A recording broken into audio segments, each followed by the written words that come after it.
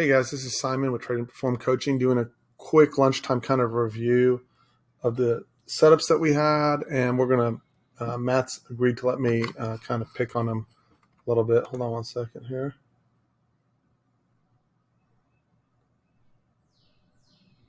Okay, Bill, I'll add that to the mix. So Matt had a little bit of a frustrating day. He's down a little bit. Matt, I'm going to assume a lot of your losses came right in here inside the point of control, right? So what we want to ask is, what can we learn from, if we've had a down day, what can we learn from it each and every time, right? Because otherwise you paid tuition without learning anything from it. So number one for the day, right, is the various locations that we had, right? So if you come back all the way to the overnight, right, for me, the obvious target in the morning would have been to hit this up here. We haven't done that yet, right? This red dotted line is an prior old all-time high. We came up to that old all-time high, and you can see from overnight, right? Resistance, resistance, breakout, backside test, support, support, support, fail support, back underneath. So we failed support, and we came into the prior day's point of control, which is the blue dotted lines, and we're trapped between value area high and value area low, right? So one thing that you'll notice is when you look at the PA, so see this, all the bars, how grindy they are. Now look at yesterday. This was yesterday morning. Excuse me. That was yesterday, just all grind up, right? And see how the bars are slow and methodical, one over the other for the most part? So if you'll notice, the first thing that caught my attention is the PA really didn't change, right? We just changed from the same PA that we had to the upside to the same PA we had to the downside, right? Next, if you try to establish inside the point of control, number one rule, point of control is chop, chop city, right? It worked in NQ. It did not work in ES. So I'm going to have a feeling Matt committed the first major sin, or the biggest sin of trading, right? Well, not the biggest, and the biggest sin is blowing up, right? But from someone who has a pretty good skill set, right? He put all his emotional energy in trying to get the turn out of here. Matt, fair to say, right? So that when we got to location, meaning this aqua area is single prints from the profile, plus the anomaly, which is a strong potential rotation, right? Then in that case, when we got here, right, Matt just kind of said, well, screw that noise, because he's not having a bad day, right? He is not having a bad day. I just spoke with him. He told me he wasn't having a bad day. He's having a slightly down day. But he spent all his emotional chips inside that point of control, right? And when he got to the area that was easiest to set up, right, he was like, forget that noise. And if you look at it, there's two ways to read that. And the first question is, and Bill chimed in on this, and Bill said something I thought was pretty important. First thing he said is, the real question Matt needs to ask himself is, at location, do I need the algo setup? If so, not trade. If not, if so, right, then there's no trade. If you don't need the algo setup at location, then do trade. So the other thing that I'm pretty sure Matt got clicked on is that he likes this star triangle down. I don't know if it's set up or not. Oh, there it is. Matt, that's one of your favorite setups, and it pays you really, really well, right? When the algo fires this combo right here, it pays Matt really well. So my question to you, Matt, is, does that pay you better in a creeping market, or does it pay you in a slow market? Because I'm going to bet dollars to donuts that setup pays you in a fast market. I took the first and the second on that star, right? So my point is, when the market's moving fast, that combo works really, really well and gives you big stretches, right? But if it doesn't do that, right, if you don't get that speed involved in there, it just folds over, right? So you got to think of it like riding a wave, right? Some waves are really good, right? So you got to the best surf location in the world, but if the waves aren't there, you can't ride jack, right? So in a slow environment, that setup drops its odds, right? Next, is it fair to say you used up you got frustrated in here, so that when it came in here, did it give your setup at all? So let's go through and look at what the possible setups there, right? So first of all, this is your important wave right here, because that's the wave to the low. You got to get an orthodox close above, which you've done. So for this entire day, right, you finally got triggered. And where did you get triggered? Inside the point of control. Sometimes the market does that to us, right? So you need to start a journal, a page in your journal going setups that occur within the point of control, right? And then start collecting a variation of those setups that occur within that point of control, whether you take them or you don't take them, right? Because now the setup is, as long as we hold above this bar without an orthodox close back in, you should get an extension out, right?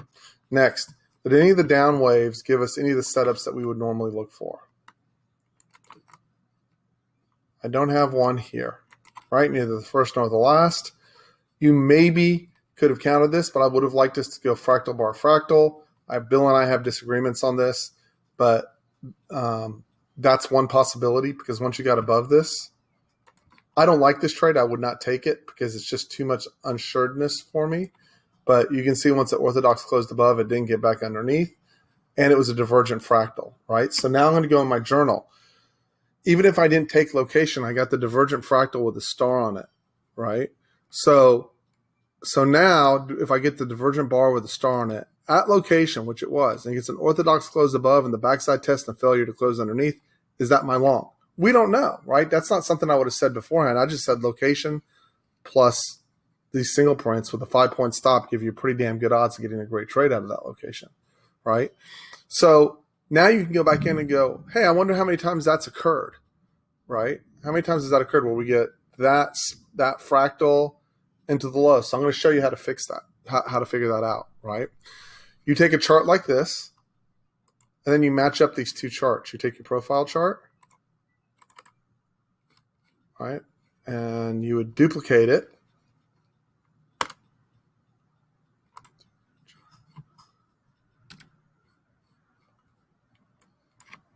We'll just put 10 days in so it's quick.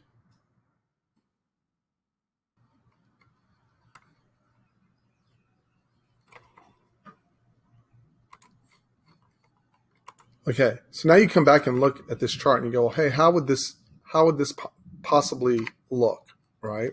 So if you look, we can use yesterday as this 21st as an example, right? And we can, this is open drive higher, so we can't really use an example, but this clearly tested down from the close, right? So there's an anomaly here. There's a value area low here.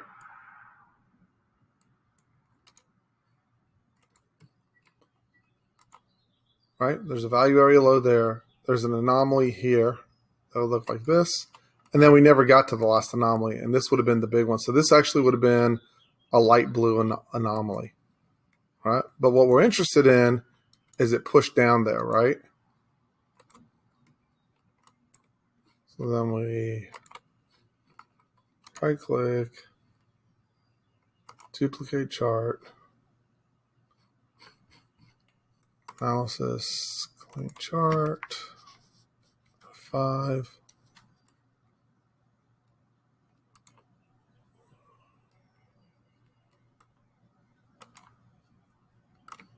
And we'll go to a 8 range bar. Okay, so this doesn't have any, the problem with this is it doesn't have the algo on it. But the first thing we can go and see, sorry, it didn't even occur to me when I did this. So I'm gonna, what it would be a little more complicated. You got to copy over the chart and link them together.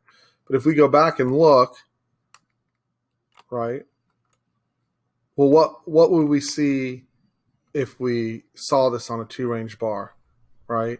So I'm going to bet this went fractal bar fractal right here. And we can go look. So let's go look from the 21st.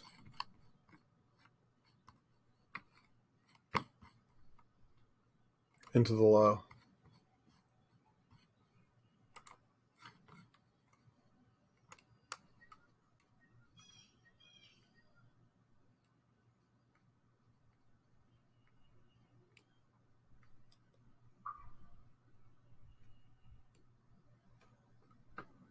Okay, that's the low on the. Yep.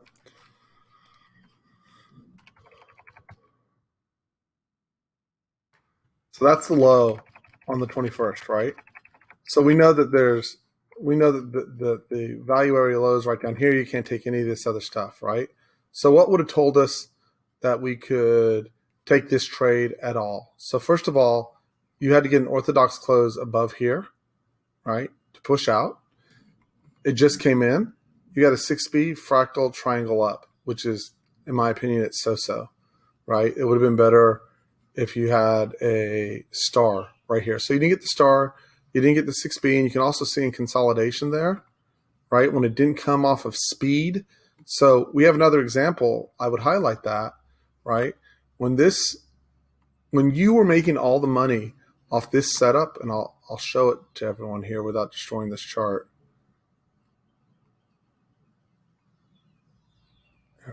When you were making money off of this setup, market was doing this, right? So what happened to you if you think of psychologically, right? You started making a lot of money on this trade. You did what every other trader in the world does. That trade makes me my bread and butter. I am on fire. I will make $1 bajillion now using that setup, right? And then what happened is the market shifted just a little bit in its price action, right? It shifted just a little bit in its price action, right? And that stopped working. There's example one, there's example two. So now you got to go back to that setup and go, I can only take this setup when the PA is vertical like this and the setup is coming in at the low of the day. Does that make sense? And so what bad traders will do they'll abandon that setup completely, Matt. Instead, pivot, right? Pivot and go, only if we're at a greater than, say, 20-degree pitch does that setup work effectively for me. And I bet if you go back and check, you'll repeatedly get that feedback, right? Next, we had to get above this wave to break. And we got that. This is the orthodox close above right here.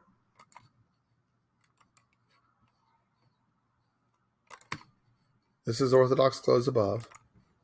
This is the backside test. This is the push. Now, if you put the majority of your trade in at 58.50, right, coming off of this, if you put the majority of your trade in at 58.50, right, you went from 58.50 to 64.75. Not a horrible trade, but we're trying to get to push all the way out. In addition, you've got a head and shoulders down here, right? And you want that, you want it so there's not an orthodox close underneath. So see how they came right down? So if I'm looking at this trade, let's cheat and see how it worked out. So if I'm taking this trade over here, right, you got to remember I have two setups coming within one. What we wanted, right, and if you look at the time of the day, it got sloppy in the afternoon. What we wanted to happen was for it to come back like this and then jet like this.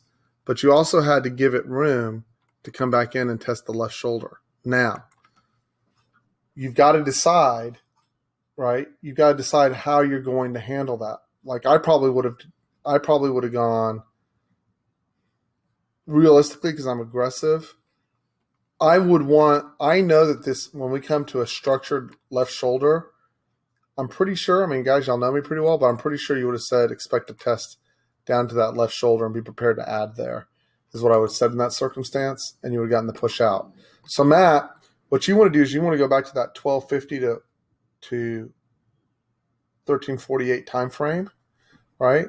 And go, how would have I handled, right? How would have I handled that trade, right? And turn it different ways, right? Scenario A, I took the backside test, it pushed out, I closed over here, right? I'll go through another way.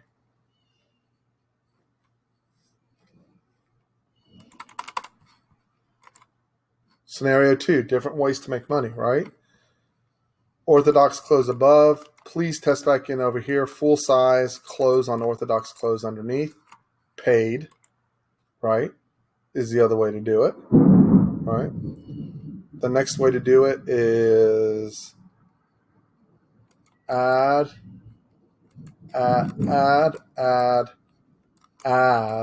stop underneath here, exit out. But in all circumstances, I would have been looking for, like when I look at this chart, I'd have been looking for this 50-60 back. Right or wrong? I would have been looking for it to come back over here. Oh, it did. It went right into 50-60. That's why we have a problem. See that? That would have been my upside target. It just missed, right? Does that make sense? What I'm explaining, guys? Does that help on the setups? That's the variation on the setup, right? And it's just easier. It's just easier when the market's fast. It gets a sharper response out of those locations. When it does this slow grind, there's a reason why people don't like choppy markets, right?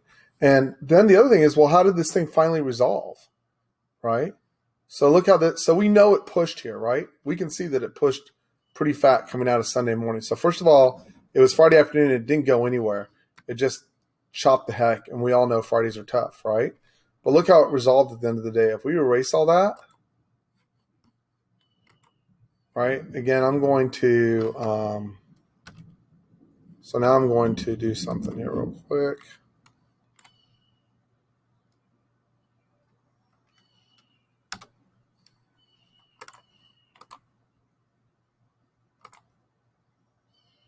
Okay, so if we look at that relative to Sunday evening now, and let's pretend like we trade 24 hours a day, 7 days a week, right?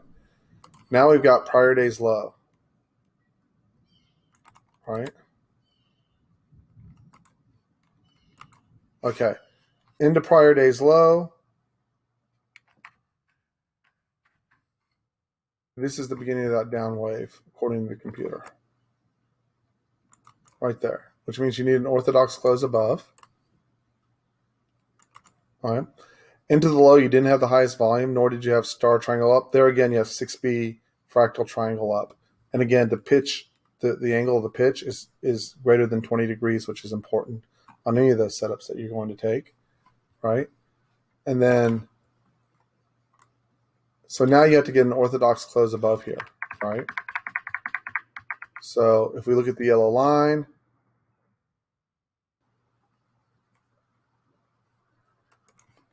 this is your orthodox close above. No backside test, right? No backside test. And then push, right? And then if you look, when you're following this process, it worked the same way over here. This is the part I'm trying to improve on when we start to trend, right? So see how we've started to trend now? You get the next orthodox close above.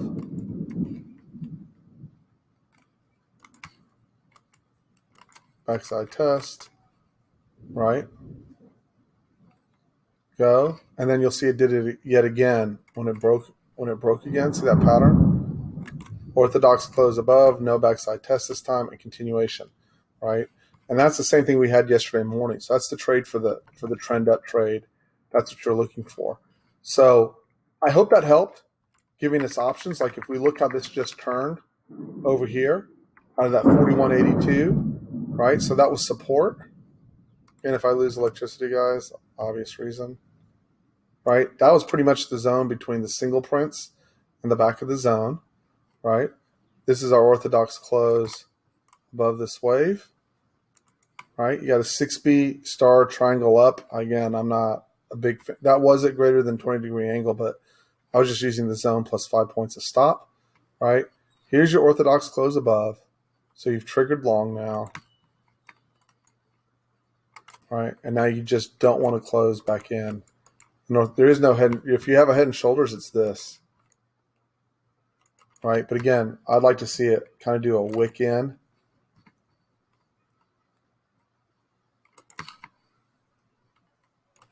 Wick in and wick out. So that's how I would read that. Does that help, guys? Matt, does that help you?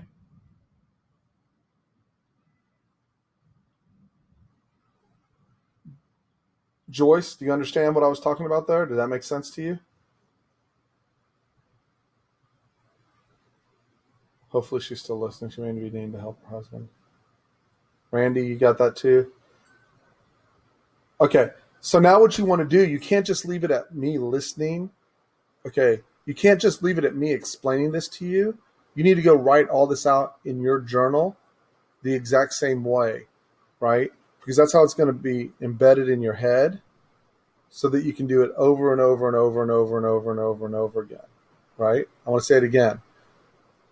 You want to go through, take the time to journal instead of going, I'm going to trade more this afternoon, right? Or take an hour out, journal through, copy the pictures, put them in there, understand what you're looking at, right? Location, setups, price action, right? And then the tests and the retest of critical locations. And what does that look like? Keep doing it until it's iron fisted into your head, right? And you go, I understand what I'm looking at. I understand what I'm looking for. Okay. So anyways, thank you, Matt, for letting me pick on you. Anyone else have any other questions?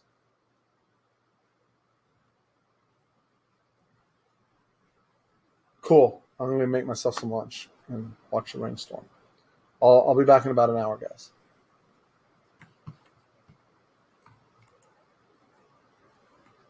Hey, Siri, call Bill Coaching Client.